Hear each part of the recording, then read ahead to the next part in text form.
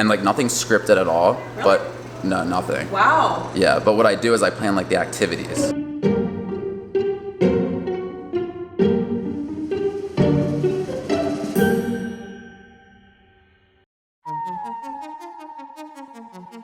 Hi, my name is Brandon Walsh, and I'm with the Green Room. Okay, so you know like Modern Family, the show? Yes. So it's kind of like Modern Family, but I would say it's like a little bit more like R-rated.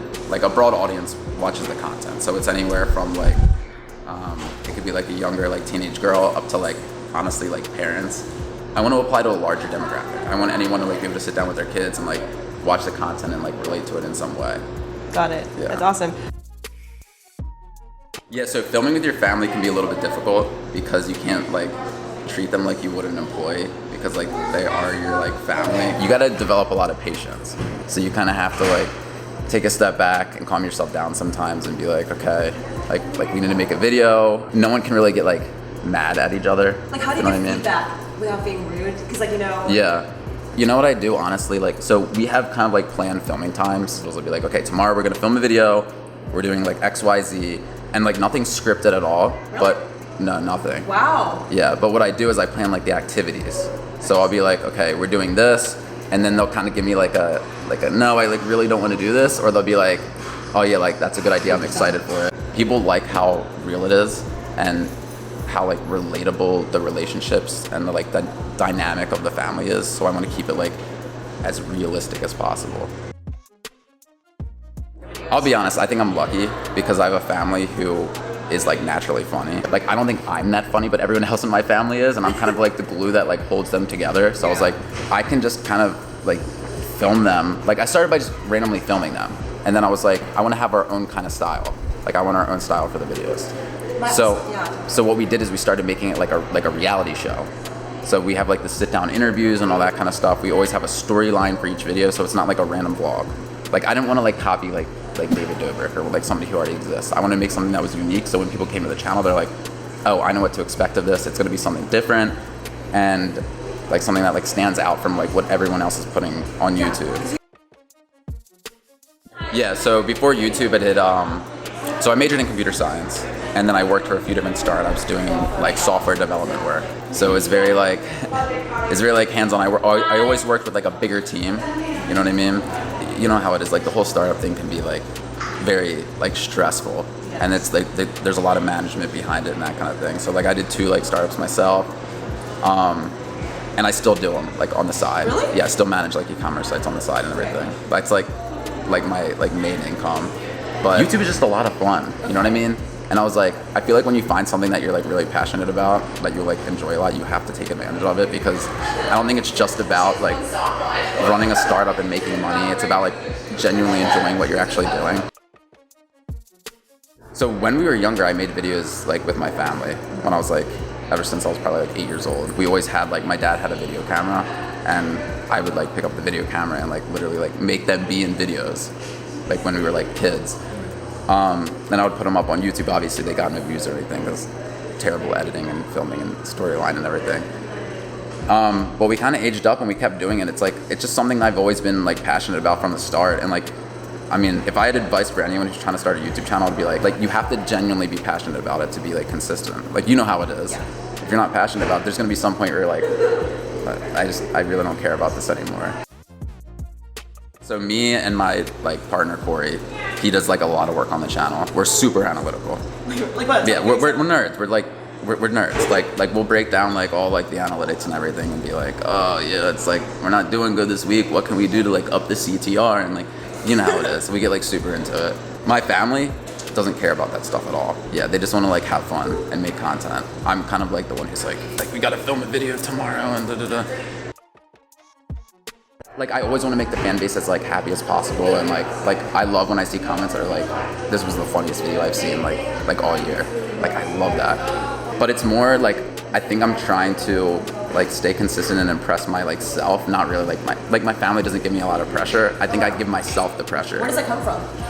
I don't know. I just always have had it. Like I've always been like, I always have this thing where I feel like I always have to like be working on something. You have the same thing, yeah. And if you're not working on it, then you kind of feel guilty. Like I make myself feel really guilty. Like even being here this weekend, not like being able to like actually film a full video, like we're getting like clips here and stuff, but like not being able to film a whole video like stresses me out because we're always like 2 weeks ahead of schedule. I stopped caring about the money like almost entirely. Really? Yeah, because I can make money through like I've been running like a few like e-commerce sites and like startup things for like a little bit now, so I can generate income from that. When I first started, I'll be honest, I cared about the money a lot. And that's just because I feel like when you're younger, you have this like egotistical drive where you like see everyone who's successful and you're like, oh, I need to be the next 20-year-old millionaire like everyone else. But then you like, when you get older, you realize like, it's just not about that. I'm 25 now. How old are you? Like 36. Yeah. 36. She's 36 in her head. No, you get older and you realize that like, you just gotta find something that you're passionate about. And if you happen to make money from it, then you've really found something that's good and you should pursue. I think it's the feedback from the audience, honestly. Like every time I look through I always look through like all the comments on a video. And whenever I look through the comments and I see like a lot of positive feedback, I'm like, I cannot wait to make another video now. Like I'm so excited. Like when I see the AdSense, it's like, oh cool, it's like growing and everything. But it's more about like the community feedback that I get. I feel like that's where people have a hard time when they're like starting a channel. They don't get enough positive feedback right off the bat, and then people get demotivated. Yeah. And you just gotta kind of like find a way to get that positive feedback loop. And that's why people like kind of give up. They want like that quick return. They're not willing to like put the time in. People don't realize like a lot of creators have been doing stuff for like a long time, and what they currently built up is kind of like a lot of things that accumulated over like a long period of time to like get them to where they are. Yeah, it's very rare that somebody just decides to randomly start a channel and they just blow up and get like 1 million subscribers. Well, it's very rare. Yes. But it's a false illusion because everyone's seeing like these like people blow up like Charlie and like, and they're like, oh, like it's so easy, like anyone can do it.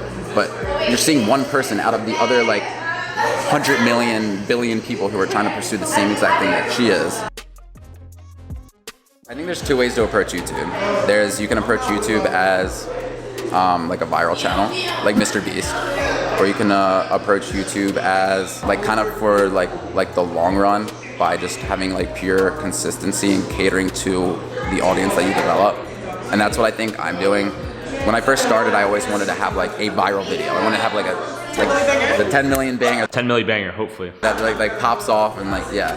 And then I realized that with the resources that I have, that's not like, it's possible obviously if I try hard enough, but like by me being consistent with the videos, having the same style, having a consistency with the thumbnails, and kind of improving and developing that over time for the long run, that's led to the most growth. I think people when they start a YouTube channel, they need to decide whether they want to do bingeable content or if they just want to make like random viral videos that kind of pop off, which is still good. Like you can still make a lot of money and like it will still grow because of that, but tailor your content for the long run. Chasing viral content is the most dangerous thing for your mental health. Honestly, because what happens is you're gonna have a viral video, you're gonna get super high on that viral video, it's like a drug, and then you're gonna crash and you're not gonna be able to get back to that point, and then you're not gonna wanna make content anymore. And I see it happen to like every content creator. I always take 3 things into account. I take the title, the thumbnail, and then the first like 10 seconds of the video. All 3 of those have to align. The thumbnail has to be like a very clear photo, like an action shot. And then the title has to align with exactly what the user's seeing in the thumbnail. I think the viewer should look at the thumbnail and then instantly know what the title is by looking at the thumbnail. I mean, I'll be honest, I don't know all the answers because half the time I like post a thumbnail and I'm like, this one's gonna be the one. And it just bombs. It doesn't bomb, but it bombs compared to like what we're used to on the channel. And I'm like, ugh. So I'm still learning. Do you blame it on the thumbnail? Like, what do you like when a video bombs? Is it just because of the thing the title? I think YouTube is just difficult because there's so many variables, and a lot of the times somebody will post a video, it will bomb, and then they like blame it on something random that's probably not the reason that it actually bombed. And I do that all the time. I'm like, this thumbnail was bad, the topic was bad, the way we marketed it was bad. Like, we need to fix this, and then I'll go into like a panic mode with my team, and I'm like, we need to change everything now. But you kind of have to like take a step back and realize that like you're probably just going crazy, and it's more about the long term, and you kind of just take what you did wrong and then you just fix it for the future instead of like getting into like a panic mode over like what's happening. And then the intro, I realized the easiest thing to do to make a video like get good watch time is just literally repeat the title in the intro. That's something Mr. Beast does. As soon as the video starts, you literally just repeat the title. I'll be like, today my overprotective dad is meeting my sister's new like criminal boyfriend. And then I show a scene, I show like a teaser scene, and then I go, after that, then I go into the actual intro. So the audience knows, oh, I'm about to watch what I clicked for, and I'm not gonna be clickbaited. You know what I mean? You just have to be super clear with the audience. If you're clickbaiting, like something that happens at minute 8 in the video, and you're not showing it, like you're not even mentioning it for all 8 minutes, they're gonna leave. Yeah. Because they can't find it. And a lot of people do that. Like a lot of people starting YouTube channel, like they'll clickbait something random like in the middle of the video, and then they'll start it and they'll be like they won't even talk about what they clickbaited. And then people are like, why do I only get 5,000 views on this video? Or why do I only get why am I not getting views at all? And the reason is because you're not delivering what the person clicked for, like right off the bat.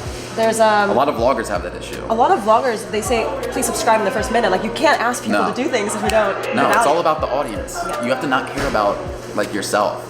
Like drop the whole idea of like getting subscribers and this and that. Make the audience happy and make the audience enjoy the content, and you'll grow. As long as you love what you're doing. And that's it? Yeah. That was Brandon Walsh. Thank you so much. That's all.